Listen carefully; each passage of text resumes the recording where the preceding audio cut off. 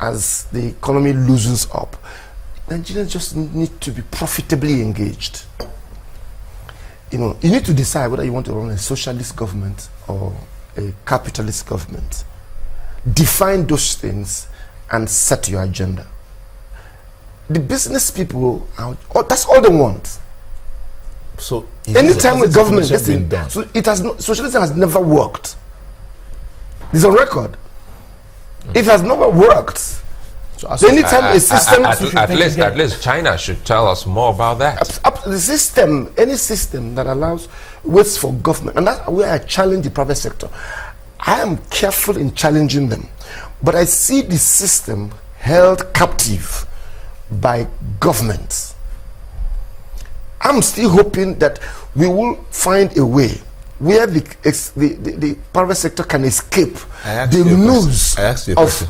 Yeah. I asked you what's on ground to run with this agreement. You've just said it here. You see a system held captive by government, and yet government saying private investors come into Nigeria. We have private hands here that can work with you to run these industries that we're asking you to bring in. We have policies on ground. That's what's being said. And you say it here that the system is held captive by government. So how's that going to work?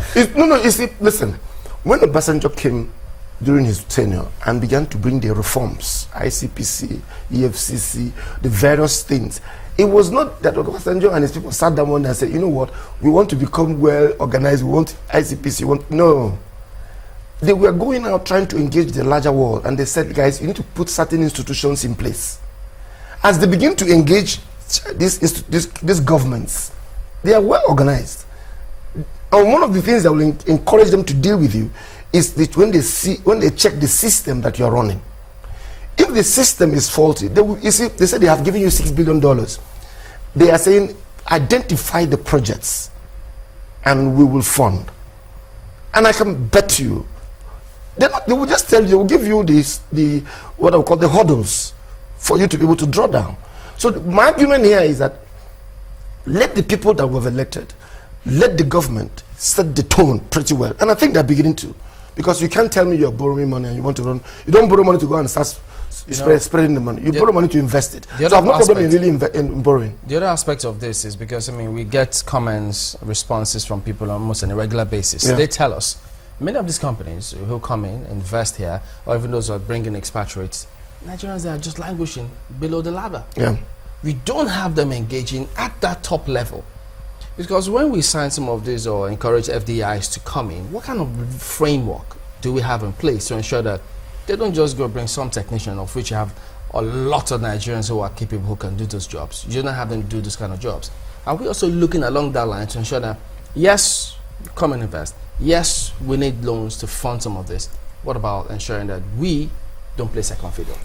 Listen, if you go to South Africa, this issue is one of the things that, and you deal with this institutionally. That's what they call the BEE in South Africa. And there's nobody, they don't make any apologies for it. The argument is that we need to rejig and shake the movement of capital so that those that are in majority will have access to capital. So if you set up a business and you have blacks in your board, it gives you access to certain funding locally. It gives you access to even market access. So the point I'm making here is that we need to, and that's the key thing, being strategic. You need to place a demand on the various agencies of government. Not only are you asking people to come in, because you also need to be very careful. Fund is a very shy visitor. If you don't treat it well, it will move away. So in trying as much as possible to also make sure your people, all you need to do is to equip your people. I've spoken about it here. It's called corporate raid. When people come in with their foreign direct investment and they don't find the critical competence locally, there's nothing else to do, they will bring people from outside. So you must be a strategic direction. The institutions and governments and organizations must train. People do training here as an expense. You must do training as an investment, waiting for times like this. Absolutely, but that's got to do with human capital development. But let's talk about resources. So if you say you are putting in that amount of money as a country like China. And we just made mention of the Ajaokuta steel. Don't forget, we also have the Delta steel. We have some steel company. They're all comatose. Do you think that the man who is coming to do business in your own country by way of investment, investing in your sector, would want to see such companies come back alive, which may also affect his importation of bringing steel into the country in driving the economy? Don't you think that what we're doing now is just putting an end to some of the steel companies here, which we thought... No, let me put it this way. You don't say it that way? No. You know, the world is open. See, China and America are always fighting, but they agree. There are certain factories that are in China that the products go to America. It is the quality of discussion, the quality of the team. When Obasanjo reduced the debt burden of Nigeria, it was Okonjo-Iweala, it was obvious, it was Nasiru El-Rufai, it was Mukhtar, it was Soludo. So we had no pushovers. They engaged. So it is a quality, the devil, they say, is in the detail. It is what, if you want China to come, say, China, I want your 6 billion, I want you to come in. But first of all, let's sort out Ajaokuta steel. That's fundamental.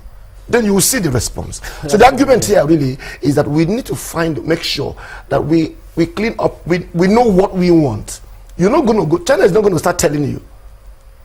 You must decide what you want and have a strong team that will face China or any of such organizations, such countries really, to bring the best of your country. What kind of detail do you see in that budget?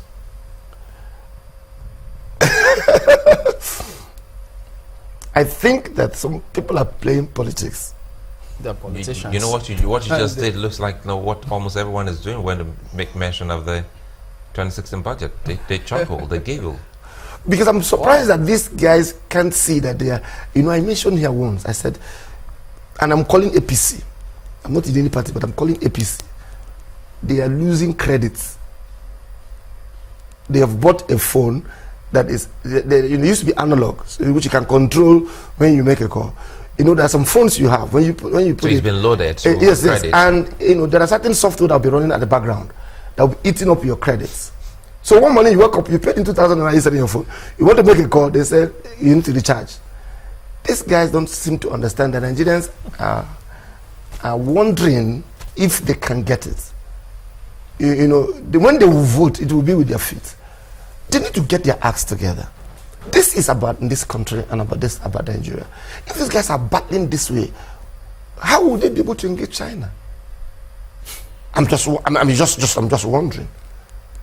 If you can't, the president can't rise up, get the National Assembly, sit in this room. You, my people, sit in this room. Nobody gets out of this room until this budget is cleaned up. I want to sign it by 5 p.m. this evening.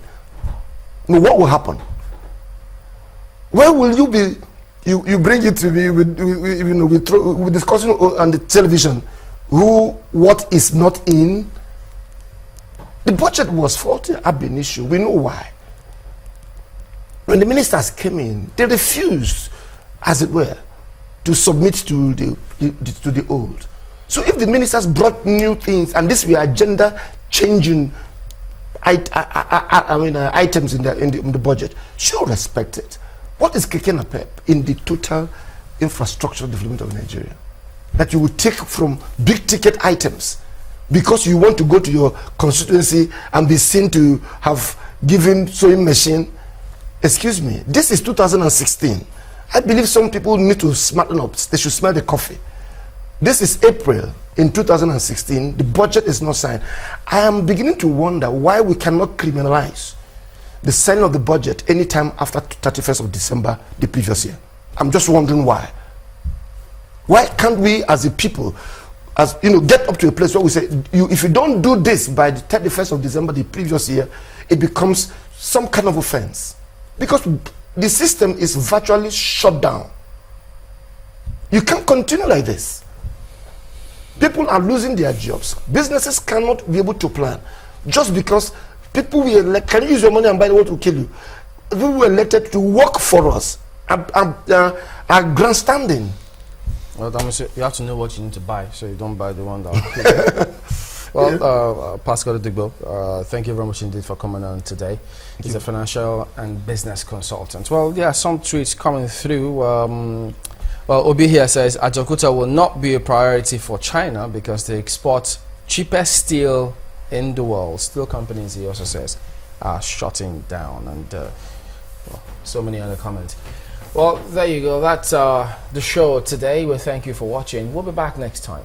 I'm Chamberlain. Also, I'm Nel Taibi. Many thanks. I'm Sulaiman. I'll let us see you again.